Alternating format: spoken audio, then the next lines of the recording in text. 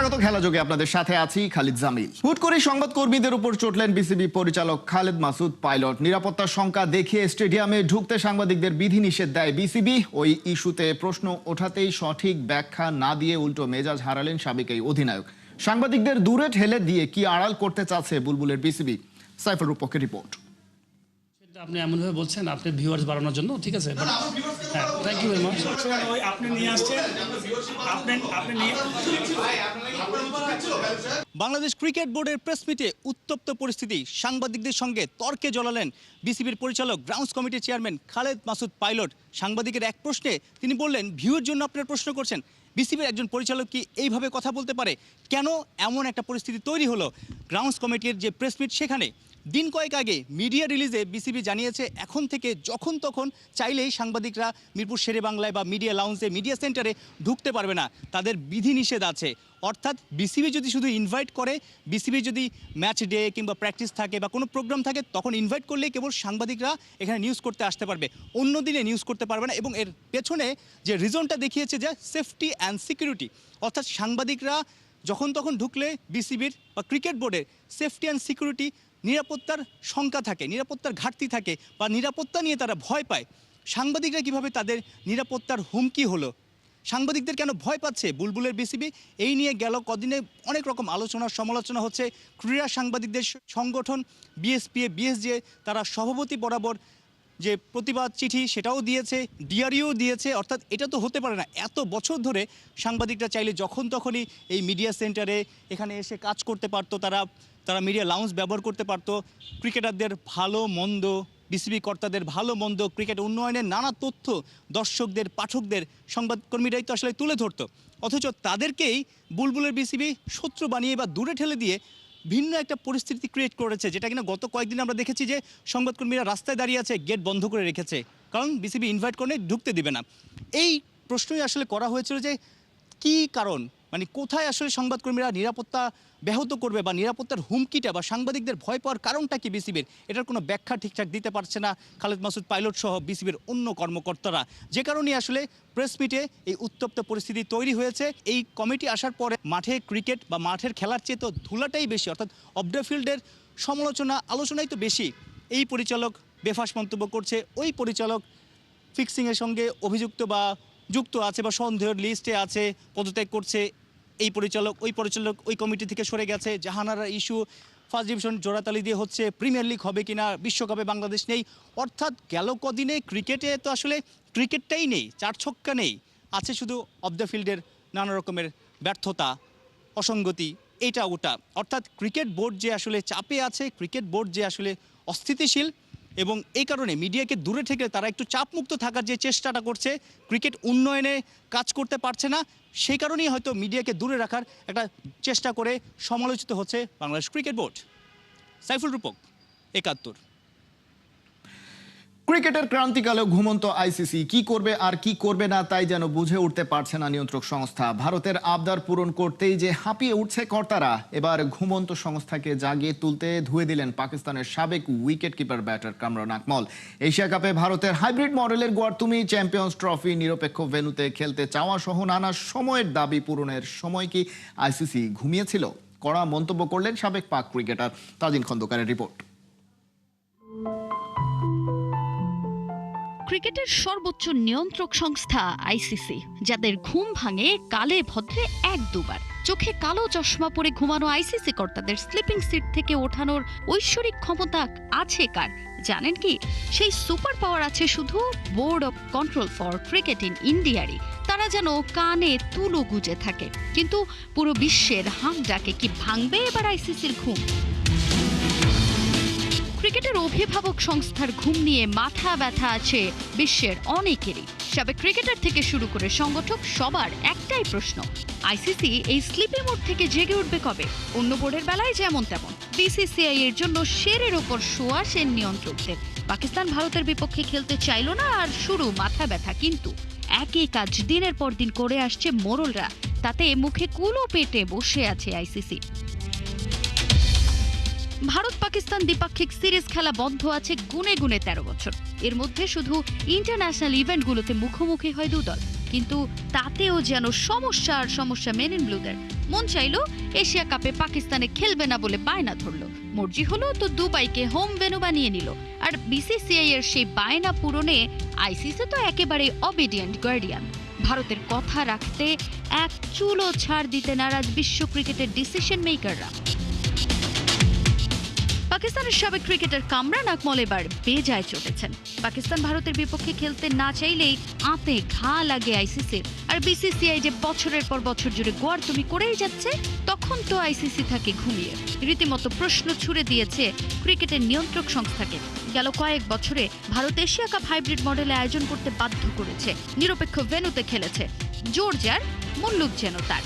পাকিস্তানের উচিত না এবার নিজেদের অবস্থান থেকে এক চুলো সরে আসা বলে মন্তব্য মেন ইন গ্রিনের সাবেক এই উইকেট কিপার ব্যাটারের। আইসিসি বিসিসিআই এর কাছে যেন ইচ্ছা পূরণকারী এক জিনি, যার কাছে সব উইশই ফুলফিল হয় মোরল বোর্ডটির। সেই ধারাবাহিকতায় গেল কয়েক বছর ধরে ভারতের কথায় পাকিস্তানের সঙ্গে কোনো দ্বিপাক্ষিক সিরিজ আয়োজন করেনি সংস্থাটি। অভিভাবক সংগঠনটির এমন আচরণেও কি রাজনীতির গন্ধ পাওয়া যায় না? সেই প্রশ্ন ছুড়ে দিয়েছেন কামরান আকমল। আইসিসি ইভেন্টে ভারত মহসিন নকভির কাছ থেকে ট্রফি নিতেও অস্বীকৃতি জানায়, যা কোনোভাবেই গ্রহণযোগ্য নয়। এবার পাকিস্তানেরও উচিত না নিজেদের সিদ্ধান্ত থেকে এক চুলো সরে আসা। বিসিসিআই আর আইসিসির কোরাম ভিত্তিক কর্মকাণ্ড ঢালাওভাবে প্রচার করছে ভারতীয় গণমাধ্যমগুলো। আইসিসির ঘুম ভাঙানোর তাগিদ দিয়ে পাকিস্তানকে তাদের সিদ্ধান্তে অনড় থাকার পরামর্শ দিয়ে রাখলেন মেন ইন গ্রিনের সাবেক তারকা wicket keeper batter Tajin Khandaker, ৭১। নিজেদের পাতা ফাঁদে নিজেরাই পা দিয়েছে ভারত। যে গর্ত করে রেখে গেছে পাকিস্তানের জন্য, সেখানে যেন আটকা পড়লো মহাপরাক্রমশালী দলটা। চারদিকে আসছে পাকিস্তানের জন্য ভয়াবহ শাস্তি। কিন্তু ভিন্ন সুরে কথা বললেন আইসিসি আর পিসিবির সাবেক চেয়ারম্যান এহসান মানি। তার দাবি, পাকিস্তানকে শাস্তি দিতে পারবে না আইসিসি। কোহিনুর কণার রিপোর্ট। জরিমানা, নিষেধাজ্ঞা, সদস্যপদ বাতিল, কি আছে পাকিস্তানের ভাগ্যে? ভারতের বিপক্ষে ম্যাচ বর্জনের ঘোষণার পরপরই চারিদিকে একটাই কথা, কঠিন শাস্তির মুখে পড়তে যাচ্ছে বাবর সালমানরা। এর কারণও অবশ্য আছে। ম্যাচ বর্জনের ঘোষণার পরেই পাকিস্তানকে হুঁশিয়ারি দিয়েছে জয় শাহর আইসিসি। জানিয়ে দেয়া হয়েছে তাদের সম্ভাব্য পরিণতি। তবে সব জল্পনায় যেন জল ঢেলে দিলেন পিসিবি আর আইসিসির সাবেক চেয়ারম্যান এহসান মানি। স্পোর্টস স্টারকে দেয়া এক এক্সক্লুসিভ সাক্ষাৎকারে জানিয়েছেন, সরকারি নির্দেশনা মানায় পাকিস্তানকে কোনো শাস্তি দেয়া যাবে না। আর সেই পথটা ভারতই দেখিয়ে গেছে। কাঁটা দিয়েই বোধহয় কাঁটা তোলার চেষ্টা করছে পাকিস্তান। এবার বোধহয় নিজেদের পাতা ফাঁদেই পড়ল মাইটি ইন্ডিয়া। এহসান মানি বলেন, সরকারি নির্দেশনা অনুসরণ করায় পাকিস্তানের বিরুদ্ধে কোনো নিষেধাজ্ঞা আরোপ করা যাবে না। এই কারণ দেখিয়ে ভারত ২০২৫ সালের চ্যাম্পিয়ন্স ট্রফির ম্যাচ পাকিস্তানে খেলতে অস্বীকৃতি জানিয়েছিল। দ্বিমুখী নীতি অবলম্বন করা যাবে না। দুর্ভাগ্যবশত সে সময় সমস্যা মোকাবেলা করার পরিবর্তে আইসিসি কেবল নীরব দর্শকের ভূমিকা পালন করেছিল। আইসিসি থেকে শাস্তি আসুক কিংবা না আসুক, ম্যাচ বয়কটের সিদ্ধান্ত জানিয়ে অস্বস্তিতে পাকিস্তান। গ্রুপ এতে পাকিস্তান লড়বে নেদারল্যান্ডস, নামিবিয়া, ইউএস আর ভারতের বিপক্ষে। পাকিস্তান ধরেই নিয়েছে গ্রুপ পর্বে তারা 3টি ম্যাচ জিতে যাবে, তাই ভারতকে পয়েন্ট গিফট করলেও পৌঁছে যাবে পরের রাউন্ডে। তবে ভুলে গেলে চলবে না, টুর্নামেন্ট তো আর কারো স্ক্রিপ্ট ফলো করে চলে না। আর এই পাকিস্তান গেল আসরে যুক্তরাষ্ট্রের কাছে সুপার ওভারে ম্যাচ হেরেছিল। তাই পাকিস্তান যদি কোনো ম্যাচ হারে কিংবা কোনো ম্যাচ বৃষ্টিতে বাতিল হয়, তাহলে তারা টুর্নামেন্ট থেকে বাদও পড়তে পারে। ধারণা করাই যায় নাটক এখনো অনেক বাকি। 15ই ফেব্রুয়ারি আসতে কত দেরি। কোহিনুর কণা, ৭১। বিশ্বকাপে ভারতের বিপক্ষে ম্যাচ বয়কটের সিদ্ধান্ত পাকিস্তানের। পদক্ষেপ সাহসী হলেও শেষ পর্যন্ত এই অবস্থান কি পিসিবি ধরে রাখতে পারবে? পাকিস্তানকে এ নিয়ে ওপেন চ্যালেঞ্জ জানিয়েছেন হরভজন সিং। তার হুমকি, বড়সড় শাস্তি নিয়ে আসছে আইসিসি, আর তাতেই নাকি ধসে পড়বে পাকিস্তানের ক্রিকেট কাঠামো। বিস্তারিত পার্থ বণিকের রিপোর্টে। আইসিসি পাকিস্তানকে কোনো নিষেধাজ্ঞাই দিতে পারবে না। ভারতের জন্য এক আর পাকিস্তানের জন্য আরেক, এমন দ্বৈত নীতি নেবার সুযোগ আইসিসির নাই। ও তাই নাকি? যদি তাই মনে করেন তাহলে নিজের সিদ্ধান্তে অটল থাকুন। আইসিসি দ্রুতই আপনাকে শিক্ষা দেবে। হ্যাঁ, এমন কথার লড়াই মেতেছে ভারত পাকিস্তানের ক্রিকেট মহল। বিশ্বকাপে ভারতের বিপক্ষে গ্রুপ পর্বের ম্যাচ বয়কট করার পর পাকিস্তানকে রীতিমতো তুলোধুনো করছে ভারতের সাবেক ক্রিকেটাররা, যার মধ্যে অন্যতম হরভজন সিং। ভারতের সাবেক এই স্পিনার নিজের ইউটিউব চ্যানেলে এমন সব শব্দবোমা ফাটিয়েছেন যেখানে পারলে পাকিস্তানের ক্রিকেটকে তিনি কবরে পাঠিয়ে দেন। রীতিমতো পিসিবিকে হুমকি দিয়ে হরভজন জানিয়েছেন ভারতের বিপক্ষে ম্যাচ বয়কট করার সিদ্ধান্ত সম্পূর্ণই নাটক। বাংলাদেশের পাশে দাঁড়ানোর ধোঁয়া তুলে তারা মানুষকে বিভ্রান্ত করছে। ভারতীয় সাবেক এই ক্রিকেটার মনে করেন এতে ভারতের কোনো সমস্যা নেই, কিন্তু পাকিস্তানের যেসব মানুষ যারা ভারত পাকিস্তান ম্যাচটি দেখতে চায় তাদেরকে বঞ্চিত করা হয়েছে। টি-20 বিশ্বকাপে ভারতের বিপক্ষে ম্যাচ বয়কট করে পাকিস্তান দ্বিচারিতা করছে বলেও অভিযোগ করেছেন হরভজন। তার কথা, এই ম্যাচটি তো নিরপেক্ষ ভেন্যুতে খেলার কথা ছিল এবং এ নিয়ে দুই দেশের কোনো আপত্তিও ছিল না। শুধু তাই নয়, অপারেশন সিন্দুরের প্রসঙ্গ টেনে হরভজন পিসিবিকে মনে করিয়ে দেন যখন যুদ্ধ হয়েছিল তখনও পাকিস্তান ভারতের বিপক্ষে এশিয়া কাপে খেলেছিল, কারণ পিসিবি সেই আয় হাত ছাড়া করতে চায়নি। তাহলে তখন পাকিস্তানের দেশপ্রেম কোথায় ছিল? নিজের ইউটিউব চ্যানেলে হরভজন যেভাবে পিসিবিকে হুমকি ধামকি দিয়েছেন তাতে মনে হয় স্বাভাবিক আইসিসি ভারতের পকেটে, কিংবা বিসিসিআই এর অধীনে কোনো রাজ্য ক্রিকেট অ্যাসোসিয়েশন, যারা পাকিস্তানের জন্য এরই মধ্যে স্যাংশনের খসড়া তৈরিতে নেমে পড়েছে। সব মিলিয়ে এখন সময়ের অপেক্ষা কোন দিকে যায় ভারত পাকিস্তানের নতুন এই বৈরিতা, আর আইসিসির অবস্থান কোন দিকে থাকে। প্রশ্ন একটাই, ক্রিকেটের বিশ্বায়ন কি তবে আধিপত্যবাদের কবলে? পার্থ বণিক, ৭১। নারী টি-20 বিশ্বকাপ বাছাই পর্বে অসাধারণ পারফরমেন্সের পুরস্কার পেতে সময় লাগলো না মারুফা আক্তার, সুবহানা মোস্তারি আর নিগার সুলতানা জ্যোতিদের। আইসিসি র্যাঙ্কিংয়ে বড় সুখবর পেলেন বাংলার বাঘিনীরা। মেয়েদের ক্রিকেটের র্যাঙ্কিংয়ে সবশেষ আপডেট প্রকাশ করেছে আইসিসি। সবচেয়ে বড় লাভটা দিয়েছেন বাংলাদেশের তারকা পেসার মারুফা আক্তার। 5 ম্যাচে 7 উইকেট নিয়ে র্যাঙ্কিংয়ের বাইরে থেকে 206 ধাপ লাফিয়ে 92তম স্থানে মারুফা। টুর্নামেন্টে 154 রান করে 3 ধাপে গিয়েছেন নিগার সুলতানা জ্যোতি।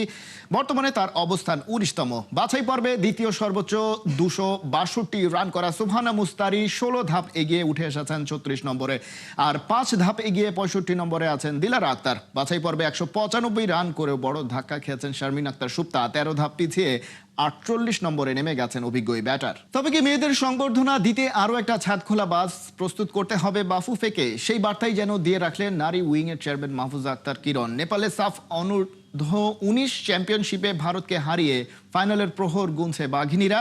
বুধবার পোখারা বিকেল 3:15 নেপালের বিপক্ষে মাঠে নামবে অর্পিতারা।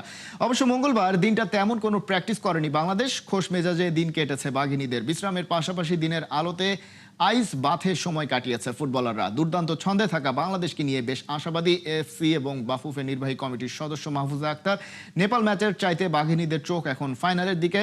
ফাইনালে ভারতকে প্রতিপক্ষ হিসেবে পেয়ে তাদের হারিয়ে আরও একটা সাফ জয়ে প্রত্যাশী বাংলাদেশ।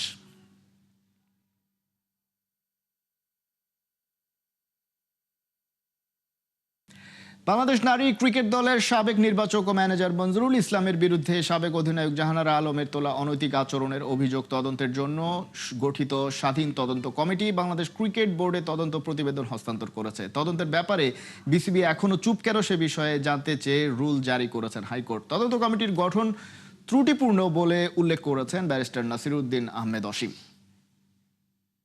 দায়ী হলে কোনো ব্যবস্থা নেবেন কি নেবেন সেটাও হয়তো আপনাদেরকে জানাননি, বা রিপোর্ট ওনারা যে প্রকাশ করবেন বা করেছেন ওনারা তো রিপোর্টটা পেয়েছেন, আপনাদেরকে জানিয়েছেন কিনা সেটাও আমরা জানি না। কিন্তু কথাটা হলো আপনার এই জায়গাতে যে বিষয়টা হচ্ছে যে স্বার্থ সংশ্লিষ্ট একটা বিষয় থেকে থাকে, সে জায়গাতে এ ধরনের কাজটা ক্রিকেট বোর্ড করতে পারেন। যে আদালতের একটা আদেশ হবার পরে তখন ওনারা রিঅ্যাক্ট করেছেন, ওনারা হয়তো ওনাদের গা বাঁচানোর জন্য এটা করে থাকতে পারবেন। এই ছিল এখনকার খেলা যোগে। সরাসরি সংবাদ অনুষ্ঠান দেখতে চোখ রাখুন ৭১-এর ফেসবুক পেজে এবং সাবস্ক্রাইব করুন ৭১-এর ইউটিউব চ্যানেল। ৭১-এর সাথে থাকুন।